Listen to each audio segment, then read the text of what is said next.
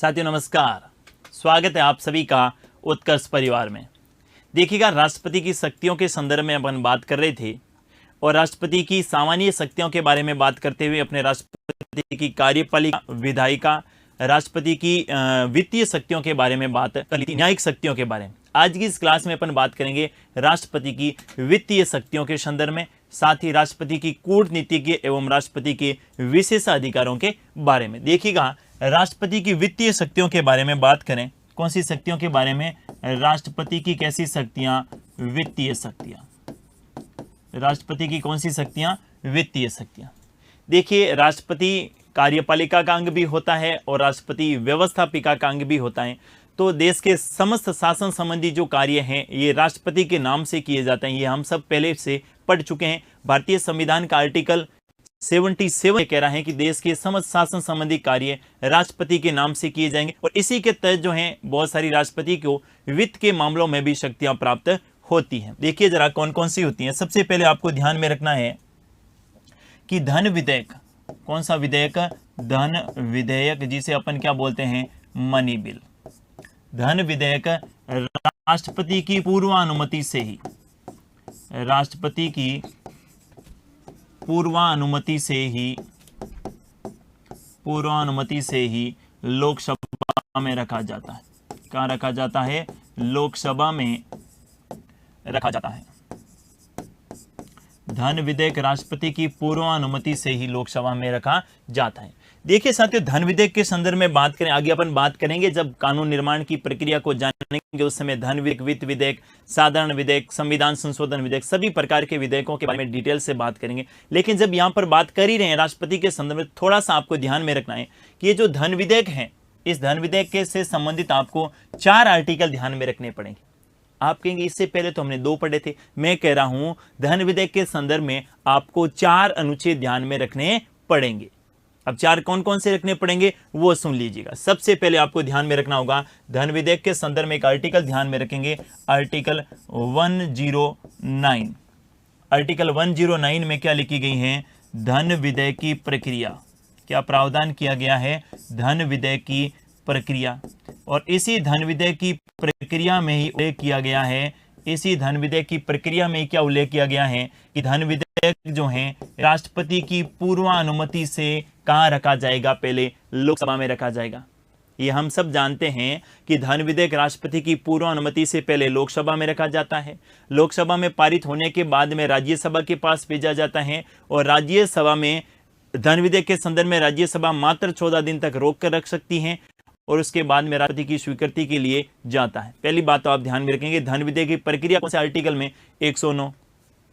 दूसरा हम बात करेंगे धन विधेयक की परिभाषा के संदर्भ में और आर्टिकल 110 में धन विधेयक की क्या दी गई है? परिभाषा। आर्टिकल 110 में धन विधेयक की क्या दी गई है? परिभाषा। धन विधेयक की परिभाषा का उल्लेख भारतीय संविधान के कौन से आर्टिकल में है? 110, जिसमें अपने पढ़ेंगे कर को लगाने से संबंधित, जिसमें कर को लगाना है, कर को समाप्त करना है या कर में किसी प्रकार का कोई संशोधन करना है। भारत के उधार के विनिमय से संबंधित, या फिर मैं बात करूं संचित निधि या आकस्मिकता निधि से संबंधित, या किसी भी व्यय को संचित निधि पर भारित करना है तो इस प्रकार के व्यय से संबंधित जो बिल रखा जाएगा उसे अपन मनी बिल के नाम से जानते हैं। ये 2 तो हम सब ने पहले भी पढ़ रखा होगा, लेकिन 2 बात और ध्यान में रखनी है। एक तो ध्यान में रखेंगे आर्टिकल 111। क्या ध्यान में रखेंगे? आर्टिकल 111। और आर्टिकल 111 में क्या प्रावधान किया गया है? किसी विधेयक के संदर्भ में राष्ट्रपति को जो प्राप्त शक्ति है ना, उसके संदर्भ में प्रावधान किया गया है। और यहां पर आर्टिकल 111 में उल्लेख किया गया है कि धन विधेयक को राष्ट्रपति पुनर्विचार के लिए नहीं भेज सकता। साथियों, आजकल संविधान से शब्द सब प्रश्न पूछे जा रहे हैं और यानी भारतीय संविधान के कौन से आर्टिकल में उल्लेख किया गया है कि राष्ट्रपति धन विधेयक को पुनर्विचार के लिए नहीं भेज सकता? ये कौन सा करेंगे? 111। लेकिन प्रश्न ये पूछे कि राष्ट्रपति धन विधेयक राष्ट्रपति की पूर्व अनुमति से रखा जाएगा, कौन सा करेंगे? 109। ध्यान से सुनिएगा, आर्टिकल 111 में क्या लिखा गया है कि धन विधेयक, बहुत सारी बातें, लेकिन यहां पर धन विधेयक के संदर्भ में बात करें, धन विधेयक को राष्ट्रपति पुनर्विचार हेतु, धन विधेयक को राष्ट्रपति पुनर्विचार हेतु नहीं भेज सकता।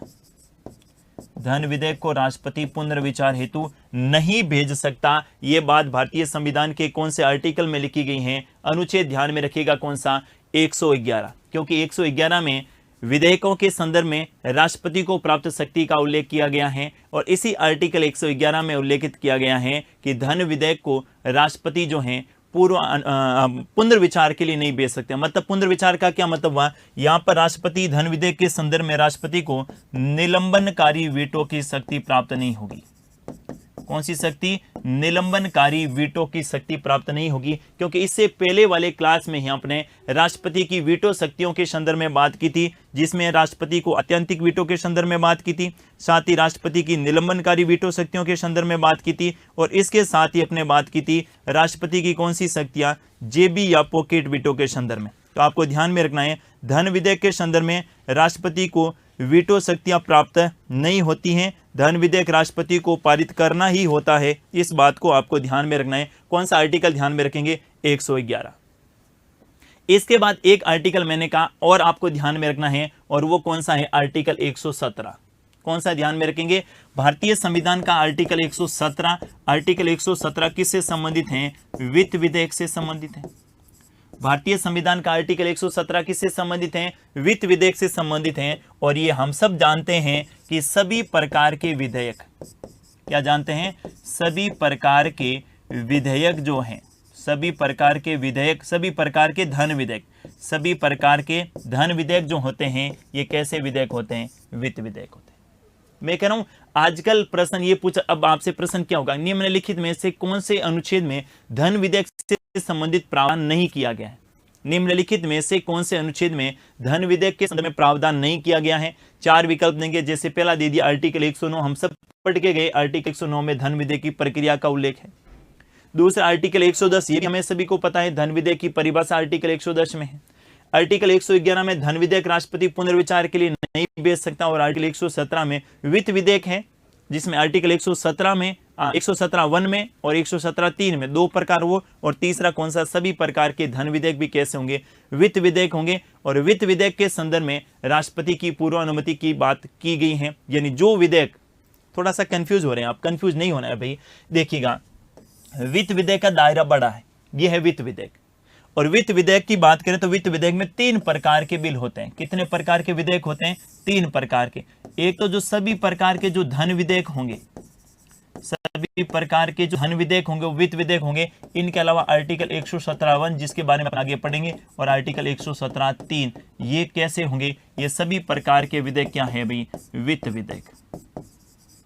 सभी प्रकार के विधेयक क्या है? वित्त विधेयक। और धन विधेयक वित्त विधेयक का क्या है? एक भाग है। वित्त विधेयक का दायरा बड़ा है, इसीलिए कहा जाता है कि सभी प्रकार के धन विधेयक वित्त विधेयक होते हैं, लेकिन सभी प्रकार के वित्त विधेयक धन विधेयक नहीं होते हैं। ये थोड़ा सा आप ध्यान में रखेंगे। 4 आर्टिकल धन विधेयक के संदर्भ में, 109 और 110 बहुत ज्यादा महत्वपूर्ण है, यहां से प्रश्न पूछे ही जाते हैं। लेकिन आपसे प्रश्न ये पूछे कि राष्ट्रपति धन विधेयक को पुनर्विचार के लिए नहीं भेज सकता, इसका उल्लेख भारतीय संविधान के कौन से आर्टिकल में? राष्ट्रपति धन विधेयक को पुनर्विचार के लिए नहीं भेज सकता, इसका उल्लेख भारतीय संविधान के कौन से आर्टिकल में करेंगे? अनुच्छेद 111 में करेंगे। ये भी बात आपको ध्यान में रखें। तो सबसे पहले वित्त के संदर्भ में, धन विधेयक के संदर्भ में राष्ट्रपति की पूर्व अनुमति से ही धन विधेयक लोकसभा में रखा जाता है, और उसके बाद राष्ट्रपति धन विधेयक पर क्या देता है? स्वीकृति भी देता है। ये भी आपको ध्यान में रखना है।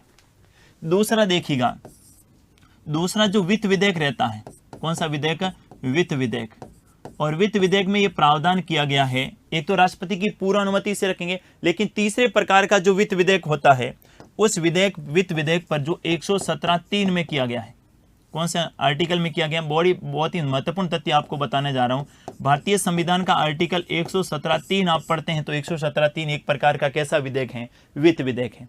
इस 117(3) में वित्त विधेयक के संदर्भ में आपको ध्यान में यह रखना है कि यहां पर सदन में चर्चा होगी। सदन में जब भी वित्त विधेयक के संदर्भ में चर्चा होगी तो इससे पूर्व राष्ट्रपति से क्या लेनी पड़ेगी? स्वीकृति। राष्ट्रपति से क्या लेनी पड़ेगी? स्वीकृति लेनी पड़ेगी। तो ये दूसरा टाइप रहेगा। बहुत ही ये ऐसे फैक्ट हैं जो आज से पहले हम सबने नहीं जाने थे। आर्टिकल 117(3) जब आप देखते हैं तो 117(3) में वित्त विधेयक से संबंधित प्रावधान है, और 117(3) का जो वित्त विधेयक है उसमें यह प्रावधान किया गया है कि वो संसद के किसी भी सदन में रखा जा सकता है, लेकिन सदन में चर्चा से पूर्व राष्ट्रपति से स्वीकृति लेना आवश्यक होगा। सदन में चर्चा से पूर्व राष्ट्रपति की स्वीकृति लेना आवश्यक होगा। तो यहां पर वित्त विधेयक के संदर्भ में राष्ट्रपति की स्वीकृति ले रहे हैं। धन विधेयक के संदर्भ में अपन बात कर ही चुके हैं। धन विधेयक राष्ट्रपति की पूर्व अनुमति से ही कहां रखा जाता है? लोकसभा में रखा जाता है। ये वाला जो वित्त विधेयक है ये लोकसभा में भी रख सकते हैं और राज्यसभा में भी रख सकते हैं। ये वाला जो वित्त विधेयक रहेगा वो लोकसभा और राज्यसभा दोनों में रखा जा सकता है, लेकिन सदन में चर्चा से पूर्व राष्ट्रपति से क्या लेनी होगी? स्वीकृति लेनी होगी। ये भी राष्ट्रपति की क्या है? वित्तीय शक्ति है। अगला देखिए, अगला आपको ध्यान में रखना है संचित निधि। 3 प्रकार की निधियां होती हैं, जिसमें सबसे पहले बात करें, एक तो होती है संचित निधि, संचित निधि। दूसरी जो निधि होती है वो होती है आकस्मिक निधि, आकस्मिकता निधि। और तीसरी जो निधि होती है जिसको अपन बोलते हैं लोक लेखा निधि, लोक लेखा निधि। कौन सी निधि? लोक लेखा निधि। कितने प्रकार की निधि होती है भारत में? 3 प्रकार की। एक तो संचित निधि, जिसका उल्लेख भारतीय संविधान के आर्टिकल 266 में किया गया है। एक आकस्मिकता निधि, जिसका उल्लेख भारतीय संविधान के आर्टिकल 267 में किया गया। संचित निधि पर किसका अधिकार रहता है? संचित निधि पर नियंत्रण किसका रहता है? तो आपको ध्यान में रखना है, संचित निधि पर नियंत्रण रहता है किनका? संसद का। फिर सरकार को अगर पैसे खर्च करने हैं, और पैसे कहां पड़े हैं? संचित निधि में। सरकार की जो भी आय है, सरकार जो भी टैक्स लगाती है, सारा का सारा पैसा जमा कहां होता है? संचित निधि। अब सरकार को अगर संचित निधि से 1 पाई भी निकालनी ना, 1 रुपया भी निकालना है, तो संसद से क्या लेनी पड़ेगी? स्वीकृति लेनी पड़ेगी। ये बात कौन से आर्टिकल में ध्यान में रखेंगे? 266। तो संचित निधि पर किसका नियंत्रण होता है? संसद का। आप कहेंगे राष्ट्रपति पढ़ रहे हैं, बीच में ये निधियां कहां से ले आए? ध्यान से सुनिएगा, आर्टिकल 267 में क्या प्रावधान है? 267 में आकस्मिक निधि का प्रावधान है, जिसमें यह प्रावधान किया गया है कि जब संसद का सत्र नहीं चले, और हम सबको पता है संसद का सत्र 12 महीने तो चलता है नहीं, संसद का सत्र बीच में अवकाश भी रहता है संसद का। तो जब संसद का सत्र नहीं चले और उस समय सरकार को पैसों की आवश्यकता पड़ जाए, और उसके संदर्भ में जो स्वीकृति प्रदान करता है, कौन प्रदान करता है? राष्ट्रपति। तो आकस्मिकता निधि पर किसका नियंत्रण होता है? राष्ट्रपति का। आकस्मिकता निधि पर किसका नियंत्रण होता है? राष्ट्रपति का होता है। और जब संसद का सत्र नहीं चल रहा हो, जब संसद का सत्र नहीं चल रहा हो, संसद का सत्र नहीं चल रहा हो, जब संसद का सत्र नहीं चल रहा हो और सरकार को धन की आवश्यकता हो, सरकार को धन की आवश्यकता हो, तो इसके संदर्भ में स्वीकृति कौन प्रदान करेगा? राष्ट्रपति प्रदान करेगा। यह बात कौन से आर्टिकल में ध्यान में रखेंगे? 267। मैं कह रहा हूं आकस्मिकता निधि पर किसका नियंत्रण होता है? राष्ट्रपति का नियंत्रण होता है। आकस्मिकता निधि पर राष्ट्रपति का नियंत्रण होता है, ये तो हम सब ने पहले से पढ़ा है। लेकिन आकस्मिकता निधि क्या होती है, राष्ट्रपति का नियंत्रण कैसे होता है, यह जानना भी जरूरी है।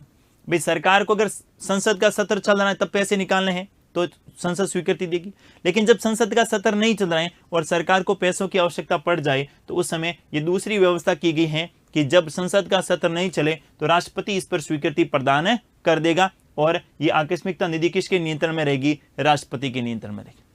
तीसरी जो निधि है ये आप ध्यान में रख सकते हैं कि जब भी आप सरकारी नौकरी लग जाएंगे तो आपकी पीएफ कटेगा। क्या कटेगा? पीएफ, जिसको अपन बोलते हैं भविष्य निधि। क्या बोलते हैं? भविष्य निधि, अर्थात सरकारी कर्मचारियों की भविष्य निधि। सरकारी कर्मचारियों की भविष्य निधि जो हैं, सरकारी कर्मचारियों की भविष्य निधि जो हैं, ये कहाँ रहेगी? इसमें लोक लेखा निधि में रहेगी। ये बात भी आपको ध्यान में रखना है, जहां से अच्छा प्रश्न पूछा जा सकता है। तो अपने काम का राष्ट्रपति के संदर्भ में कौन सा वाला रहेगा? ये रहेगा कौन सा? दूसरा, अर्थात आकस्मिकता निधि पर किसका नियंत्रण होता है? राष्ट्रपति का नियंत्रण होता है। आकस्मिकता निधि पर किसका नियंत्रण होता है? राष्ट्रपति का नियंत्रण होता है। और आकस्मिकता निधि से संबंधित प्रावधान भारतीय संविधान के कौन से अनुच्छेद में किए गए हैं? 267 में। अगला देखिएगा, भारत में संघात्मक शासन प्रणाली को अपनाया गया है। कौन सी कह सकते हैं अपन? संघात्मक शासन प्रणाली। और संघात्मक शासन प्रणाली का मतलब क्या है संघात्मक शासन प्रणाली का मतलब है केंद्र और केंद्र के साथ साथ राज्य, केंद्र और राज्य। अब राज्यों को और केंद्र को दोनों के धन का बंटवारा तो करना पड़ेगा। केंद्र और राज्यों के बीच में धन का क्या करना है, बंटवारा करना है कि कितनी राशि केंद्र खर्च करेगा, कितनी राज्य करेगा और केंद्र राज्यों को कितनी राशि देगा। इस धन के बंटवारे के लिए आर्टिकल 280 में प्रावधान किया गया है कि राष्ट्रपति के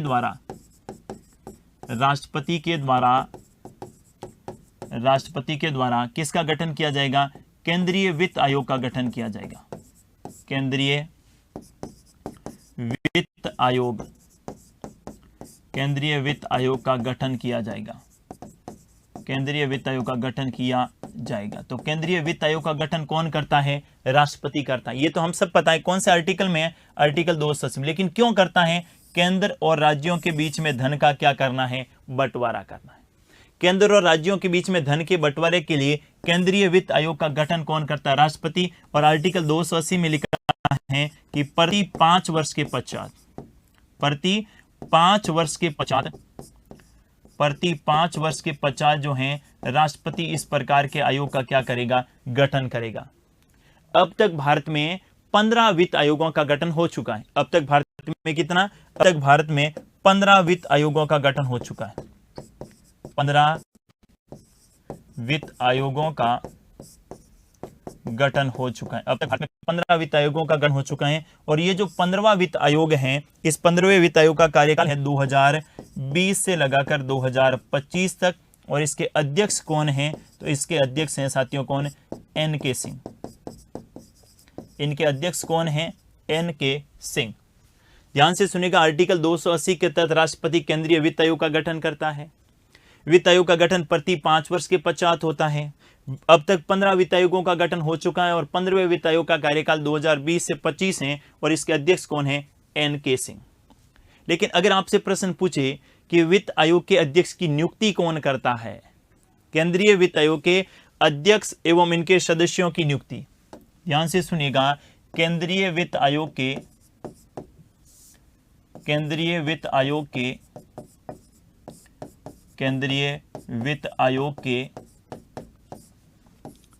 अध्यक्ष एवं सदस्यों की नियुक्ति, अध्यक्ष एवं सदस्यों की नियुक्ति, केंद्रीय वित्त आयोग के अध्यक्ष एवं सदस्यों की नियुक्ति किन के द्वारा की जाती है। केंद्रीय वित्त आयोग में एक तो होता है अध्यक्ष और इनके अलावा 4 क्या होते हैं, सदस्य। इनकी नियुक्ति किन के द्वारा की जाती है, राष्ट्रपति के द्वारा की जाती है।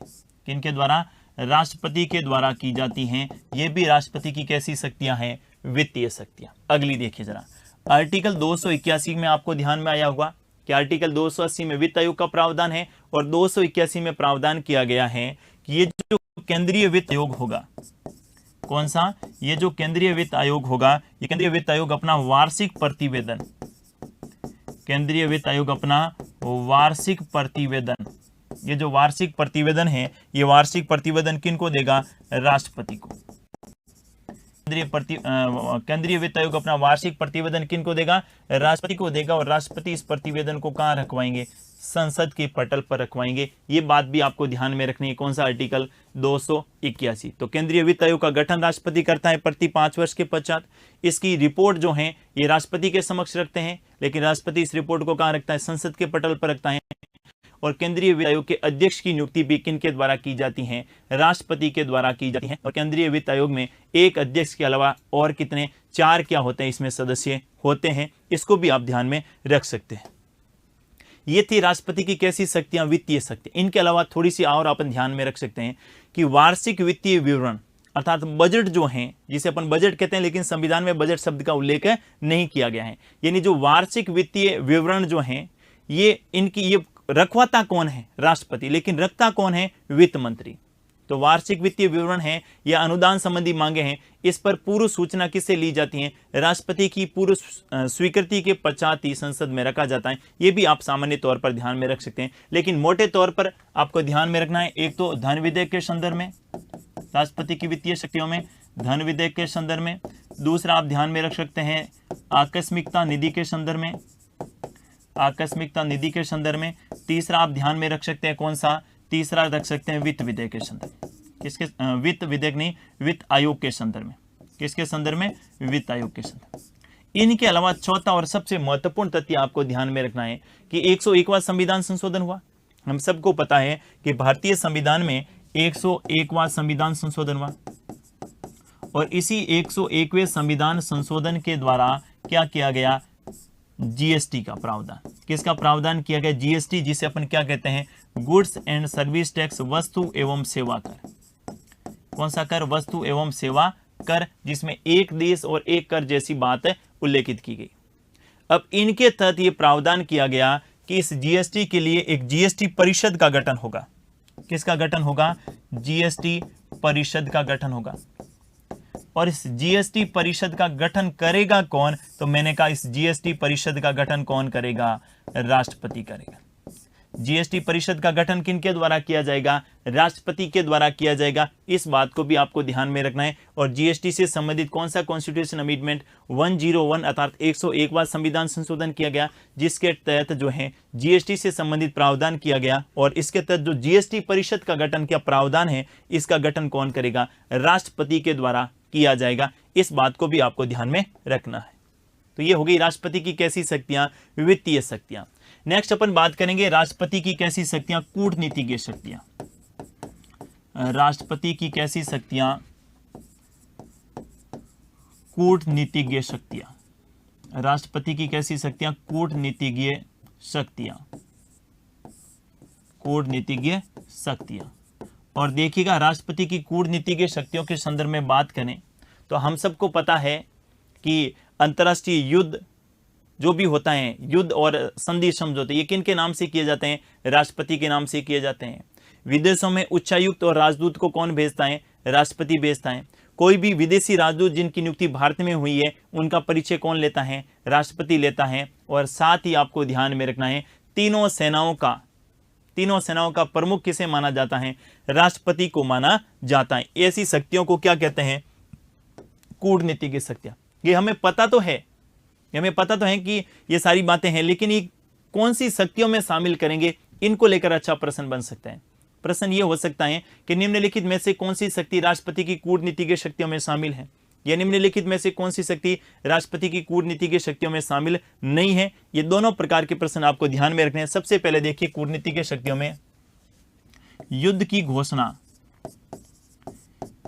घोषणा राष्ट्रपति के नाम से की जाती है। राष्ट्रपति के नाम से की जाती है। युद्ध की घोषणा राष्ट्रपति के नाम से की जाती है। दूसरा आप ध्यान में रखेंगे, अंतर्राष्ट्रीय संधि एवं समझौता। अंतर्राष्ट्रीय संधि एवं समझौता। अंतर्राष्ट्रीय संधि एवं समझौते ये भी राष्ट्रपति की स्वीकृति से किए जाते हैं या राष्ट्रपति के नाम से किए जाते हैं।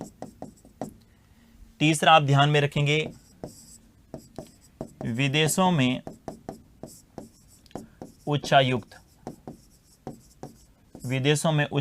एवं राजदूतों की नियुक्ति। विदेशों में उच्चायुक्त एवं राजदूतों की नियुक्ति किनके द्वारा की जाती है? राष्ट्रपति के द्वारा। और इसके संदर्भ में अपन पहले भी नियुक्ति संबंधी अधिकार के संदर्भ में बात की थी, तब की थी। उच्चायुक्त कहां पर नियुक्त होते हैं? राष्ट्रमंडल के सदस्य देशों में। राष्ट्रमंडल के सदस्य देशों में। राष्ट्रमंडल के सदस्य देशों में जो भारत का प्रतिनिधि होता है उसे अपन क्या कहेंगे? उच्चायुक्त कहेंगे। और इनके अलावा बाकी जब भी होंगे, जहां भी होंगे, उसे अपन क्या कहेंगे? राजदूत कहेंगे। इनके अलावा नेक्स्ट आपको ध्यान में रखना है कूटनीति की शक्तियों में नंबर 4 पे कि राजदूत जिनकी नियुक्ति भारत में हुई है, राजदूत जिनकी नियुक्ति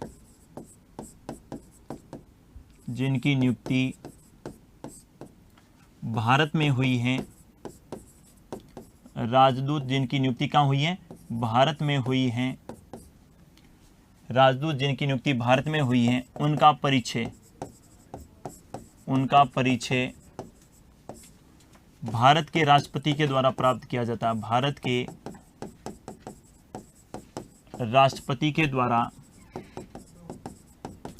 प्राप्त किया जाता है। भारत के राष्ट्रपति के द्वारा प्राप्त किया जाता है। ये भी आपको ध्यान में रखना है। और नंबर 5 पे आप क्या ध्यान में रखेंगे, नंबर 5 पे ध्यान में रखेंगे कि तीनों सेनाओं का प्रमुख, तीनों सेनाएं कौन कौन सी, तो आप ध्यान में रख सकते हैं जल सेना, वायु सेना और कौन सी, थल सेना। तीनों सेनाओं का प्रमुख किसे माना जाता है, राष्ट्रपति को माना जाता है। ये है राष्ट्रपति की कैसी शक्तियां, कूटनीतिज्ञ शक्तियां, इसको आपको ध्यान में रखना है। कौन कौन सी, एक बार मैं वापस से रिपीट कर रहा हूं, अच्छा प्रश्न हो सकता है। पहले देखिए, युद्ध की घोषणा राष्ट्रपति के नाम से की जाती है। दूसरा देखिए, दूसरा आप ध्यान में रखनी, अंतर्राष्ट्रीय संधि या समझौते राष्ट्रपति के नाम से किए जाते हैं। तीसरा देखिए, विदेशों में उच्चायुक्त एवं राजदूतों की नियुक्ति राष्ट्रपति करता है। कोई भी राजदूत जिनकी नियुक्ति भारत में हुई है, आप सभी को पता होगा कि बहुत सारे ऐसे देश है जिनकी राजदूत भारत में नियुक्त किए जाते हैं। जैसे भारत करता है वैसे ही दूसरे देश भारत में करते हैं। उनका परिचय कौन प्राप्त करता है, भारत का राष्ट्रपति प्राप्त करता है। और तीनों सेनाओं का प्रमुख कौन होता है, भारत का राष्ट्रपति होता है। इसको आपको ध्यान में रखना है। अब अपन बात करेंगे राष्ट्रपति के विशेषाधिकारों से संबंधित। देखिएगा किसके संदर्भ में, राष्ट्रपति के विशेषाधिकार, राष्ट्रपति के विशेषाधिकार, राष्ट्रपति के विशेषाधिकार। और राष्ट्रपति के विशेषाधिकारों का अनुच्छेद आप ध्यान में जरूर रखिएगा, आर्टिकल 361। कौन से अनुच्छेद में ध्यान में रखेंगे, भारतीय संविधान के आर्टिकल 361, अनुच्छेद 361 में आप ध्यान में रखेंगे कि भारत में राष्ट्रपति क्या लिखा गया है, आर्टिकल 361 में लिखा गया है कि इसमें राष्ट्रपति के साथ राज्यपाल और राज्यपाल के साथ में राज प्रमुख, आजकल तो समाप्त कर दिया गया है राज प्रमुख का पद, लेकिन राज प्रमुख तीनों के विशेषाधिकारों के संदर्भ में एक ही अनुच्छेद ध्यान में रखना है, कौन सा, 361। इसमें क्या विशेषाधिकार है, सुनिएगा जरा। राष्ट्रपति के संदर्भ में बात करें तो राष्ट्रपति को क्या क्या विशेषाधिकार प्राप्त होंगे। पहला देखिए, राष्ट्रपति के कार्यकाल के दौरान कोई भी कार्य किया है वो अपने कार्यों के प्रति उत्तरदायी नहीं है। राष्ट्रपति के कार्य के दौरान किसी भी प्रकार के कार्यों के लिए राष्ट्रपति उत्तरदायी नहीं है। दूसरा सुनिएगा, राष्ट्रपति के कार्यकाल के दौरान उसे किसी भी प्रकार के मामले में अपन किसी भी प्रकार का नोटिस नहीं दे सकते, न्यायपालिका किसी भी प्रकार का निर्देश नहीं दे सकते। ये भी ध्यान में रखना, ये भी राष्ट्रपति का विशेष अधिकार है। तीसरा, राष्ट्रपति के कार्यकाल के दौरान उन पर किसी भी प्रकार का दांडिक मुकदमा दर्ज नहीं होगा, फौजदारी मुकदमा दर्ज नहीं होगा।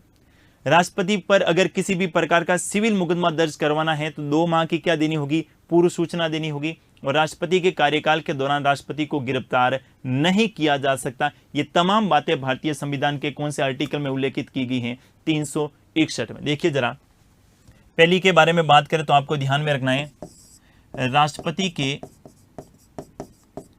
कार्यकाल के दौरान, राष्ट्रपति के कार्यकाल के दौरान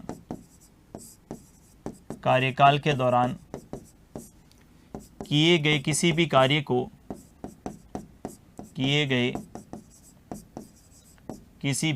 को, राष्ट्रपति के कार्यकाल के दौरान किए गए किसी भी कार्य के प्रति राष्ट्रपति उत्तरदायी नहीं है। राष्ट्रपति उत्तरदायी नहीं होगा, राष्ट्रपति उत्तरदायी नहीं होगा। दूसरी बात क्या ध्यान में रखेंगे, दूसरी बात ध्यान में रखेंगे कि राष्ट्रपति के कार्यकाल के दौरान, राष्ट्रपति के कार्यकाल के दौरान किए गए किसी भी कार्य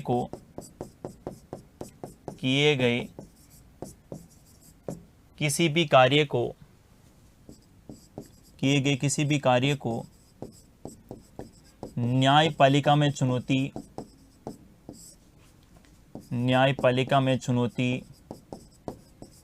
नहीं दी जा सकती, न्यायपालिका में चुनौती नहीं दी जा सकती। यानी कार्य के आधार पर उसे किसी भी प्रकार का नोटिस या किसी भी प्रकार का निर्देश या न्यायपालिका में चुनौती नहीं दी जा सकती, ये ध्यान में रखेंगे। तीसरी बात आप ध्यान में रखेंगे कि राष्ट्रपति के कार्यकाल के दौरान, राष्ट्रपति के कार्यकाल के दौरान, राष्ट्रपति के कार्यकाल के दौरान राष्ट्रपति पर किसी भी प्रकार का फौजदारी, जिसे मैं क्या कह सकता हूं, दांडिक, किसी भी प्रकार का फौजदारी या दांडिक मुकदमा दर्ज नहीं किया जा सकता। किसी भी प्रकार का फौजदारी या दांडिक मुकदमा दर्ज नहीं किया जा सकता। दांडिक मुकदमा दर्ज नहीं किया जा सकता, नहीं किया जा सकता। और एक बात और ध्यान में रखेंगे, अगर राष्ट्रपति पर किसी भी प्रकार का सिविल मामला दर्ज करना है, राष्ट्रपति पर किसी भी प्रकार के सिविल मामले हेतु, सिविल मामले में 2 माह की पूर्व सूचना, कितने माह की, 2 माह की पूर्व सूचना दी जानी अनिवार्य है। 2 माह की पूर्व सूचना दी जानी क्या है, अनिवार्य है। यह भी आप ध्यान में रखेंगे। अगर किसी भी प्रकार का सिविल मामला, आप कहेंगे दीवानी और फौजदारी या सिविल और ये जो है दांडिक, इसमें क्या फर्क है, ध्यान से सुनिएगा। फौजदारी मुकदमा वो होता है जिसमें अपन कह सकते हैं लड़ाई झगड़े से संबंधित, ठीक है, जबकि सिविल मामले वो होते हैं जिसे अपन दीवानी भी कह सकते हैं, जैसे घर परिवार से या जमीन जायदाद से संबंधित, जैसे मैं कहूँ तलाक से संबंधित, विवाह से संबंधित, उत्तराधिकार से संबंधित, गोदनामे से संबंधित, ये सारे मामले जो होते हैं उसे अपन सिविल मामले बोलते हैं। और राष्ट्रपति पर अगर किसी भी प्रकार का सिविल मामला दर्ज करना है तो 2 माह की क्या देनी होगी, पूर्व सूचना देनी होगी। और अगर फौजदारी मुकदमा दर्ज हो गई नहीं, फौजदारी मुकदमा तो दर्ज हो गई नहीं, अगर सिविल मामला दर्ज करना है तो 2 माह की क्या देनी होगी, पूर्व सूचना देनी होगी। और एक बात आप ध्यान में रखेंगे कि राष्ट्रपति के कार्यकाल के दौरान, राष्ट्रपति के कार्यकाल के दौरान, राष्ट्रपति के कार्यकाल के दौरान राष्ट्रपति की गिरफ्तारी नहीं की जा सकती। राष्ट्रपति को गिरफ्तार नहीं किया जा सकता, नहीं किया जा सकता। और न ही न्यायालय में पूछताछ के लिए बुलाया जा सकता है, न ही न्यायालय में किसके लिए, पूछताछ के लिए बुलाया जा सकता है। बस एक बात आपको जरूर यहां पर ध्यान में रखनी है, अगर राष्ट्रपति पर क्या महाभियोग प्रक्रिया चल रही है, राष्ट्रपति पर कौन सी प्रक्रिया, जो हटाने की प्रक्रिया है जिसे अपन महाभियोग प्रक्रिया बोलते हैं, उस समय राष्ट्रपति अपना पक्ष रखने के लिए कहां जा सकता है, संसद में जा सकता है। बाकी आपको यहां पर ध्यान में रखना है कि राष्ट्रपति को हटाने के संदर्भ में महाभियोग प्रक्रिया के अलावा जो है ये सारी राष्ट्रपति की कैसी शक्तियां हैं जिसे अपन बोलते हैं राष्ट्रपति के कैसे अधिकार, विशेषाधिकार। और राष्ट्रपति के विशेषाधिकारों का प्रावधान भारतीय संविधान के कौन से आर्टिकल में किया गया है, 361 में किया गया है। इस बात को जरूर ध्यान में रखिएगा, जहां से अच्छा प्रश्न अपने एग्जाम में पूछा जा सकता है। किन किन के बारे में बात कर ली, देखिए जरा। राष्ट्रपति की शक्तियों को मैंने आपको कहा था कि राष्ट्रपति की शक्तियों को हमेशा जो है 2 भागों में बांट के पढ़ना है। राष्ट्रपति की शक्तियों के संदर्भ में बात करें तो राष्ट्रपति की शक्तियों को अपन 2 भागों में बांट के पढ़ सकते हैं। और 2 भागों में कैसे बांट के पढ़ेंगे, देखिए जरा। सबसे पहले तो मैंने कहा राष्ट्रपति की सामान्य कालीन शक्तियां, राष्ट्रपति की कौन सी शक्तियां, सामान्य कालीन शक्तियां। और दूसरी जो रहती हैं राष्ट्रपति की कौन सी शक्तियां, आपातकालीन शक्तियां। राष्ट्रपति की कौन सी शक्तियां, आपातकालीन शक्तियां। सामान्यकालीन शक्तियों के बारे में बात करें तो हमने कौन कौन सी शक्तियों के बारे में बात की, सबसे पहले राष्ट्रपति की कार्यपालिका संबंधी शक्तियों को पढ़ा। कार्यपालिका संबंधी, कार्यपालिका संबंधी के बाद दूसरी जो शक्तियां रहती है उसे अपन बोलते हैं राष्ट्रपति की कैसी शक्तियां, विधायी शक्तियां। कौन सी, विधायी शक्तियां। तीसरी अपने पढ़ी राष्ट्रपति की वीटो पावर। कौन सी पावर, वीटो शक्तियां। चौथी आपको ध्यान में रखनी है कौन सी, राष्ट्रपति की न्यायिक शक्तियां।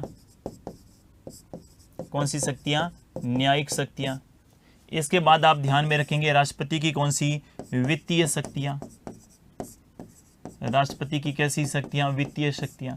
अगला आप ध्यान में रखेंगे राष्ट्रपति की कैसी वित्तीय शक्तियों के बाद अपने जाना था राष्ट्रपति की कूटनीतिज्ञ शक्तियों के बारे में, और कूटनीतिज्ञ शक्तियों के बाद अपने जाना राष्ट्रपति के विशेषाधिकार। राष्ट्रपति के विशेषाधिकार, किसके बारे में बात की, राष्ट्रपति के विशेषाधिकार।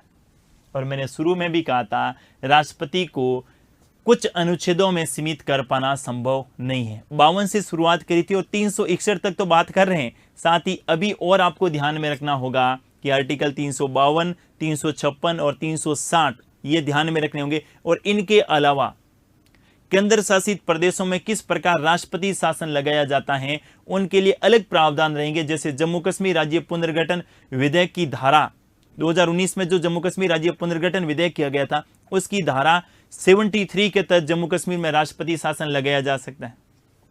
दिल्ली में राष्ट्रपति शासन लगाने की अलग प्रावधान रहेगा और दिल्ली के लिए आर्टिकल 239A(b) के तहत वहां दिल्ली में क्या लगेगा, राष्ट्रपति शासन लगेगा। इसी प्रकार राज्यों में राष्ट्रपति शासन 356 के तहत लगाया जाता है। तो आपातकालीन शक्तियों में आप 3 प्रकार की आपातकालीन शक्तियां ध्यान में रखेंगे। कौन कौन सी, एक तो आपको पता है आर्टिकल 352 में कौन सा आपात है, राष्ट्रीय आपात। कौन सा आपात है, राष्ट्रीय आपात। और दूसरा आप ध्यान में रखेंगे आर्टिकल 356 में जिसके बारे में बात करेंगे, कौन सा, राष्ट्रपति शासन। कौन सा शासन, राष्ट्रपति शासन। और तीसरा आर्टिकल 360 में अपन बात करेंगे, कौन सा आपात, वित्तीय आपात। कौन सा आपात, वित्तीय आपात। साथ ही इनसे जुड़े हुए बहुत सारे और आर्टिकल भी अपन पढ़ेंगे, कौन सा, जैसे 355 हो गया, 365 हो गया, 239A(b) हो गया, जम्मू कश्मीर राज्य पुनर्गठन जो अधिनियम है उसकी धारा 73 हो गई, इससे पूर्व की धारा 93 हो गई, या पुदुचेरी के संदर्भ में जो प्रावधान किया गया वो भी आपको ध्यान में रखना है। तो अभी तो केवल राष्ट्रपति की कौन सी शक्तियों के बारे में बात की है, सामान्यकालीन शक्तियां। इसमें एक बात और आपको ध्यान में रखना है और वो क्या है, राष्ट्रपति के विशेषाधिकारों से संबंधित, या मैं कहूं विशेषाधिकारों के बारे में बात कर ली, राष्ट्रपति की स्वयं विवेकीय शक्तियां। अगर राष्ट्रपति और राज्यपाल की स्वयं विवेकीय शक्तियों के बारे में प्रश्न पूछा जाए तो इसमें जो है राज्यपाल ज्यादा शक्तिशाली होते हैं राष्ट्रपति की तुलना में, लेकिन कुछ मामलों में राष्ट्रपति को भी स्वयं विवेकीय शक्तियां प्राप्त अपन कह सकते हैं। हालांकि संविधान में स्पष्ट रूप से ऐसा कहीं पर भी नहीं लिखा गया है, लेकिन अपन संविधान को पढ़ने के आधार पर अगर बांटें तो राष्ट्रपति को कुछ मामलों में राष्ट्रपति को स्वयं विवेकीय शक्तियां भी प्राप्त होती है, स्वयं विवेकीय शक्तियां। और ऐसा कहा जाता है ना कि भारत का राष्ट्रपति का रबड़ की मोहर है। कहते हैं ना कई बार कि भारत का राष्ट्रपति जो है नाम मात्र का प्रधान है और भारत का राष्ट्रपति तो केवल रबड़ की क्या है, मोहर है। रबड़ का मोहर होने का मतलब क्या है कि केवल कोई भी काम आया राष्ट्रपति के पास, राष्ट्रपति को उस पर ठप्पा लगाना होगा, अर्थात भारत का राष्ट्रपति तो केवल और केवल क्या है भाई, रबड़ का मोहर है। क्या ऐसा कहना उचित है अथवा नहीं है, इसके बारे में भी आपको ध्यान में रखना है। अर्थात राष्ट्रपति की स्वयं विवेकीय शक्तियां क्या है, इसके संदर्भ में आपको ध्यान में रखना है। कौन कौन सी स्वयं विवेकीय शक्तियां हैं वो थोड़ा सा अपन एक एक करके बात करेंगे, उसके बारे में देखिएगा जरा। सबसे पहले स्वयं विवेकीय शक्तियों के संदर्भ में बात करें तो मैंने कहा कि लोकसभा में बहुमत प्राप्त दल के नेता को ही प्रधानमंत्री नियुक्त करेगा। लेकिन कई बार ऐसा होता है कि किसी भी दल को स्पष्ट बहुमत नहीं मिले, ऐसा भी तो होता है ना, किसी भी दल को अगर स्पष्ट बहुमत नहीं मिले और प्रधानमंत्री नियुक्त करना है तो ऐसी स्थिति में राष्ट्रपति स्वयं विवेकीय शक्ति का काम करेगा। लेकिन हालांकि संसदीय शासन प्रणाली को अपनाया गया है और संसदीय शासन प्रणाली के अपनाने के कारण जो है सबसे बड़े दल के नेता को प्रधानमंत्री बनने के लिए राष्ट्रपति क्या करेगा, आमंत्रित करेगा। पहली बात। दूसरी, ध्यान से सुनिएगा, कई बार क्या होता है प्रधानमंत्री की पद पर रहते अचानक मृत्यु हो जाती है, प्रधानमंत्री की पद पर रहते अचानक क्या हो जाती है, मृत्यु हो जाती है। उस समय राष्ट्रपति को स्वयं विवेकीय शक्तियां प्राप्त अपन कह सकते हैं। तीसरा, आर्टिकल 78 में प्रधानमंत्री जो है राष्ट्रपति जो है प्रधानमंत्री से किसी भी प्रकार की विधि एवं प्रशासन के संदर्भ में जानकारी मांग सकते हैं। अगला देखिए, किसी भी दल को स्पष्ट बहुमत नहीं है और विपक्ष इस बात की मांग करे कि इस दल के पास स्पष्ट बहुमत नहीं है तो उस दल को, जिसकी सरकार है, उस दल को विश्वास मत हासिल करने के लिए कह सकता है। या फिर ऐसा कोई दल जिसके पास विश्वास मत हासिल नहीं हुआ और सरकार गिर गई है तो किसी दूसरी पार्टी को वैकल्पिक सरकार जिसे अपन कहते हैं ना, वो बनाने का मौका देना, ये भी राष्ट्रपति की कैसी शक्ति है, स्वयं विवेकीय शक्ति है।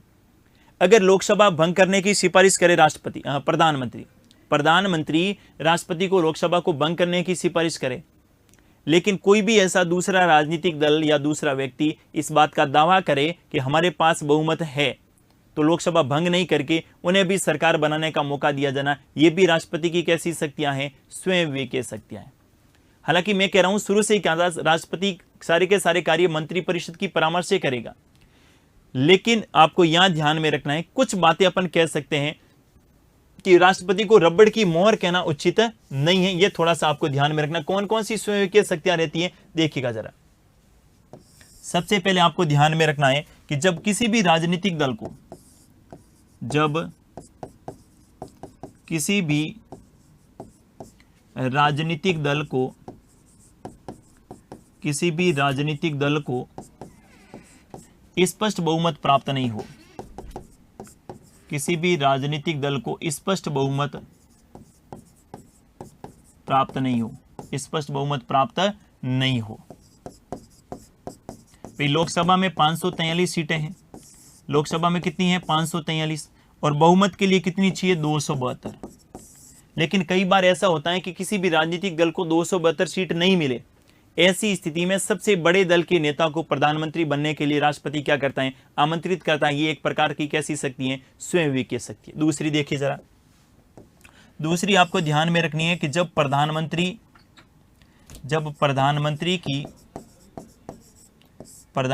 की पद पर रहते मृत्यु हो जाए, पद पर रहते निधन हो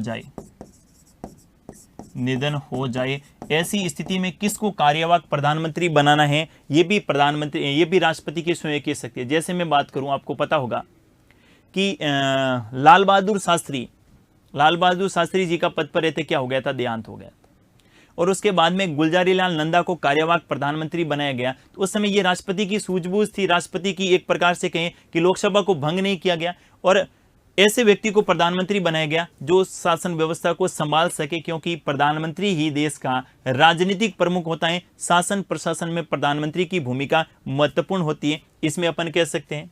अगला ध्यान में रखिएगा, अगला ध्यान में रखेंगे कि जब प्रधानमंत्री लोकसभा को भंग करने का कहे, जब प्रधानमंत्री लोकसभा को भंग करने की सिफारिश करे, लोकसभा को भंग करने की क्या करे, सिफारिश करे।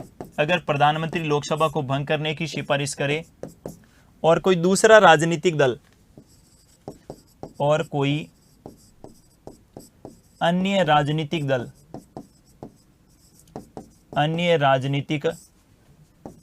दल सरकार या अन्य राजनीतिक दल बहुमत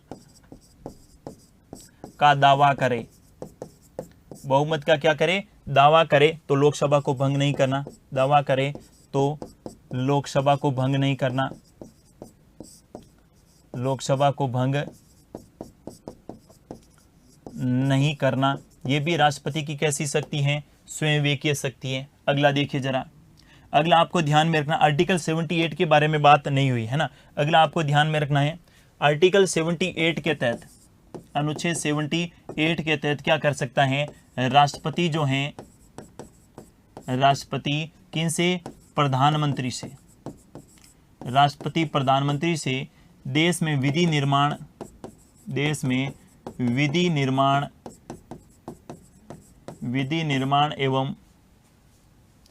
एवं प्रशासन से संबंधित, विधि निर्माण एवं प्रशासन से संबंधित सूचना मांग सकता है, विधि निर्माण एवं प्रशासन से संबंधित सूचना मांग सकता है। यह भी एक प्रकार से कैसी शक्ति है, स्वयं विवेकीय शक्ति है। अगला देखिए जरा, अगली बात करें तो एक और अपन महत्वपूर्ण कहते हैं कि जब किसी राजनीतिक दल को, जब विपक्ष इस बात का दावा करे, विपक्ष इस बात का दावा करे, विपक्ष इस बात का दावा करे कि मौजूदा सरकार के पास, मौजूदा सरकार के पास बहुमत नहीं है, मौजूदा सरकार के पास बहुमत नहीं है, तो सरकार को विश्वास मत हासिल करने के लिए कहना, विश्वास मत हासिल करने हेतु, विश्वास मत हासिल करने हेतु कहना। ये सारी की सारी राष्ट्रपति की कैसी शक्तियां हैं भाई? स्वयं वे के शक्तियां। मैंने कहा ना, भारत के राष्ट्रपति को रबड़ का मोर कहा जाना उचित नहीं है। अब उचित इसलिए नहीं है क्योंकि बहुत सारे ऐसे प्रावधान हैं जो राष्ट्रपति अपने विवेक से करता है, बहुत सारे ऐसे प्रावधान हैं जो राष्ट्रपति अपने विवेक से करता है। ऐसी स्थिति में आपको ध्यान में रखना है कि ये राष्ट्रपति की कैसी शक्तियां हैं? स्वयं विवेकीय शक्तियां, जिसमें 5 प्रकार की स्वयं विवेकीय शक्तियों के बारे में अपने बात की। देखिए, सबसे पहले, जब किसी राजनीतिक दल को स्पष्ट बहुमत नहीं हो तो प्रधानमंत्री और सरकार बनाने के लिए किसे आमंत्रित कर देता है? ये प्रधानमंत्री, राष्ट्रपति का स्वयं विवेक हो सकता है। जब प्रधानमंत्री का पद पर रहते क्या हो जाए? देहांत हो जाए।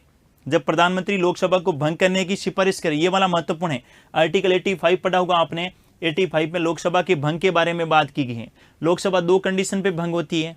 पहली, जब लोकसभा का कार्यकाल क्या हो जाए? पूर्ण हो जाए। और लोकसभा का कार्यकाल कितना है? 5 वर्ष। कई बार ऐसा होता है कि प्रधानमंत्री और मौजूदा सरकार समय से पूर्व लोकसभा को भंग करने की सिफारिश राष्ट्रपति को करते हैं। ऐसी स्थिति में कोई दूसरा राजनीतिक दल इस बात का दावा करे कि लोकसभा को भंग मत कीजिएगा, हमारे पास बहुमत है, तो उसको सरकार बनाने का मौका देना, यह भी राष्ट्रपति का क्या है? स्वयं विवेक है। अगला आप ध्यान में रखेंगे कि आर्टिकल 78 के बारे में अपन पहले भी पढ़ चुके हैं। इसमें प्रधानमंत्री और राष्ट्रपति के बीच में संबंधों के बारे में बात की गई है। इसमें प्रधानमंत्री के कर्तव्यों के बारे में बात की गई है। और इसी आर्टिकल 78 में लिखा गया है कि राष्ट्रपति जो हैं, देश की विधि निर्माण एवं प्रशासन से संबंधित प्रधानमंत्री से सूचना मांग सकते हैं। कौन मांग सकते हैं? प्रधानमंत्री से सूचना कौन मांगेंगे? राष्ट्रपति। कौन से मामलों में? विधि निर्माण और प्रशासन के संदर्भ में सूचना मांग सकते हैं। और लास्ट, जब विपक्ष इस बात का दावा करे कि मौजूदा सरकार बहुमत खो चुकी है, मौजूदा सरकार के पास बहुमत नहीं है, तो उन्हें क्या कहना? विश्वास मत हासिल करने के लिए कहना।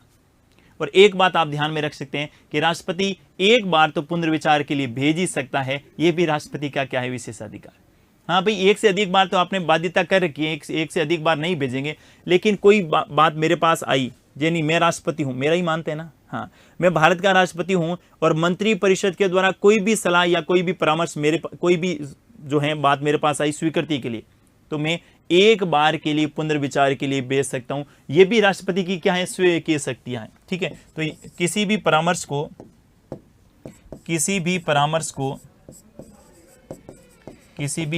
को एक बार पुनर्विचार के लिए भेजना, एक बार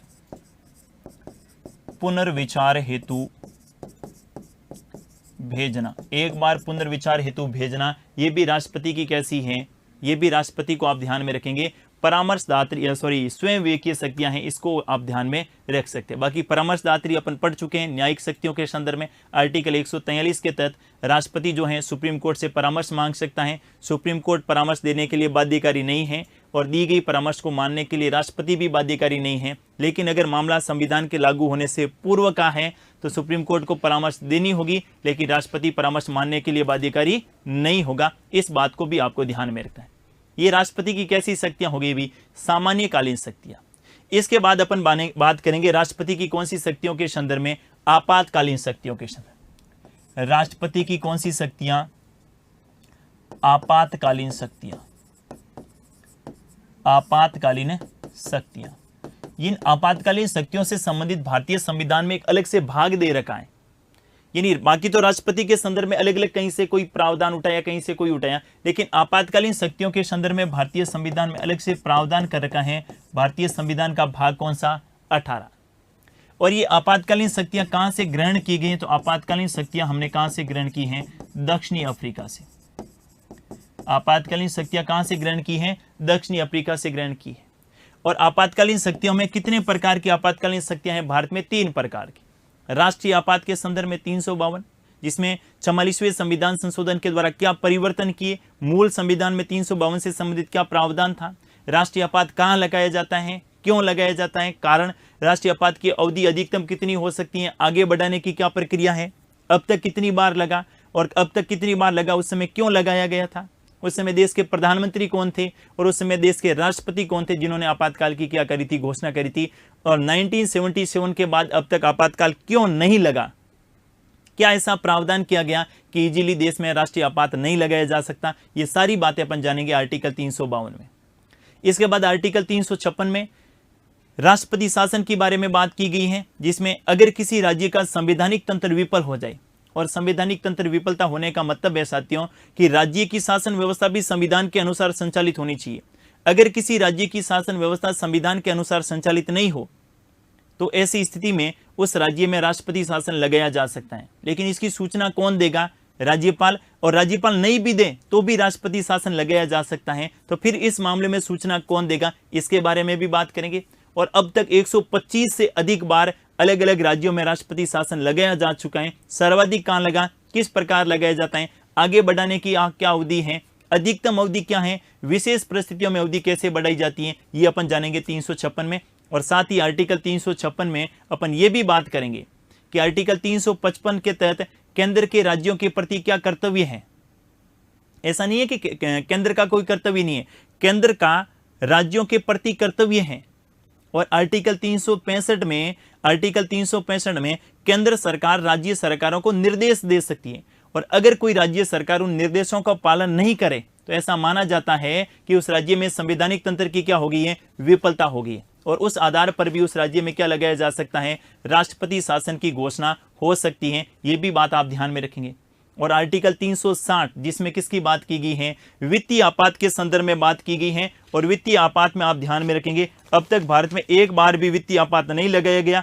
क्यों नहीं लगा वित्तीय आपात, क्या है वित्तीय आपात के कारण, और एक बार ऐसी स्थिति कब बनी थी जब भारत में वित्तीय आपात के संदर्भ में बात हुई थी, वो भी आपको ध्यान में रखना है। इसके संदर्भ में जो बात की जाएगी वो भारतीय संविधान का कौन सा आर्टिकल ध्यान में रखेंगे, आर्टिकल कौन सा, 360। बड़ा महत्वपूर्ण और जबरदस्त प्रश्न यहां से पूछा जा सकता है। तो आपातकालीन शक्तियों के संदर्भ में अपन बात करेंगे नेक्स्ट क्लास में। आज के लिए सामान्यकालीन शक्ति अपनी कंप्लीट हुई। विशेषाधिकार और राष्ट्रपति की स्वयं विवेकीय शक्तियां आप जरूर ध्यान में रखिएगा। आपातकालीन शक्तियों को भी बहुत डिटेल में जानेंगे, अच्छा प्रश्न जहां से किस प्रकार का प्रश्न पूछा जाता है। और अंत में मैं उन प्रश्नों को भी लूंगा जो राष्ट्रपति से संबंधित महत्वपूर्ण प्रश्न है और अपने एग्जाम में जो हैं ये आ सकते हैं। ऐसे जो हैं महत्वपूर्ण प्रश्नों के बारे में भी बात करेंगे। आज के लिए बस इतना ही। Thank you.